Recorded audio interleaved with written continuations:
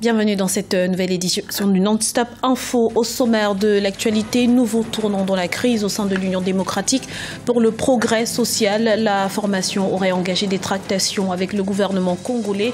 Les détails dans ce journal.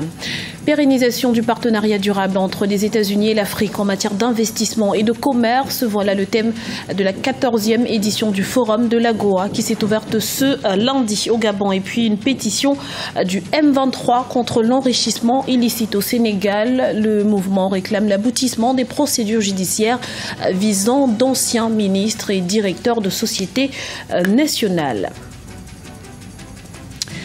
Mais avant de développer ces titres, remaniement ministériel au Tchad, le Premier ministre Kalzebe Païmi-Debé a procédé ce dimanche à un réaménagement de son équipe. Au total, 11 personnalités font leur entrée au gouvernement, tandis que 8 autres sont sur le départ.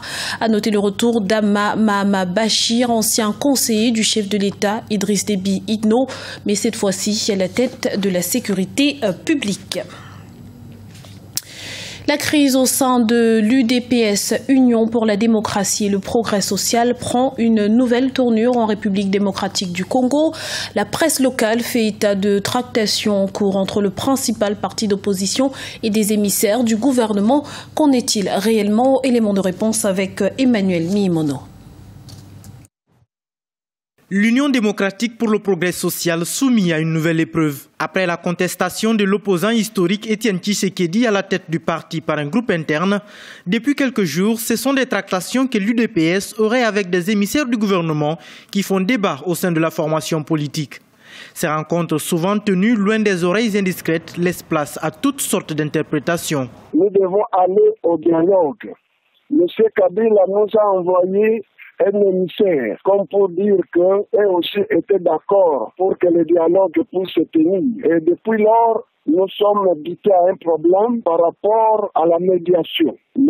Kabila souhaite une médiation nationale, tandis que l'accord cadre d'Addis Abeba et ces résolutions du Conseil de sécurité des Nations Unies reconnaît qu'il faut un médiateur international. L'UDPS a en effet eu des rencontres à Rome, en Italie, avec des émissaires du gouvernement entre le 11 et le 17 août 2015.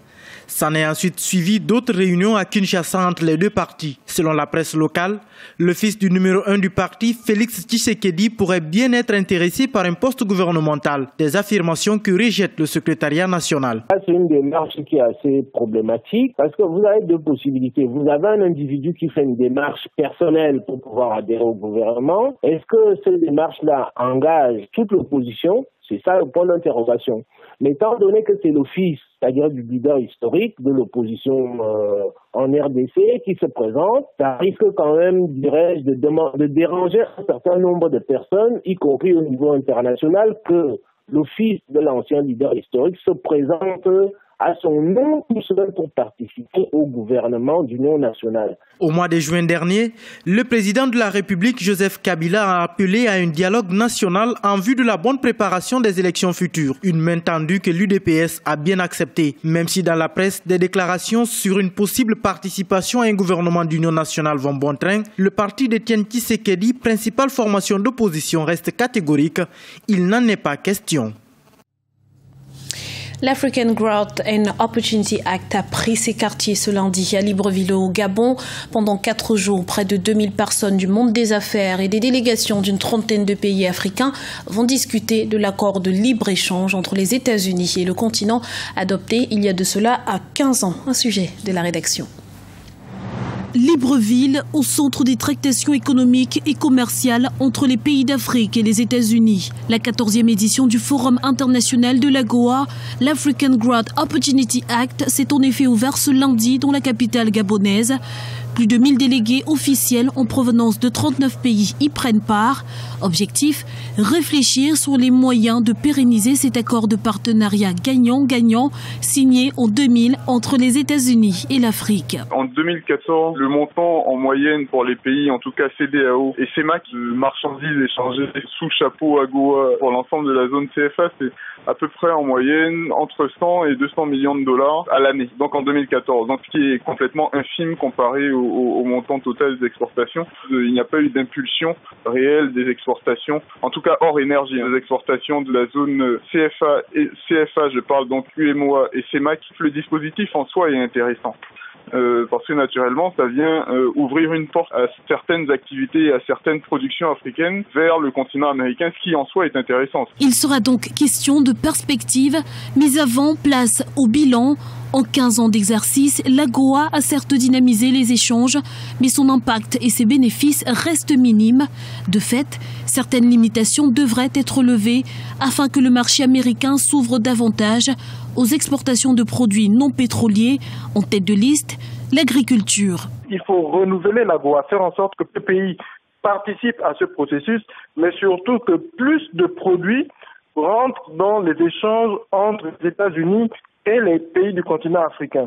Aujourd'hui encore, l'AGOA bénéficie trop aux pays pétroliers. Il faut nécessairement faire en sorte que les Africains arrivent à exporter via l'AGOA, grâce à l'AGOA, des produits manufacturés, les produits issus de nos industries, issus de notre secteur textile, etc.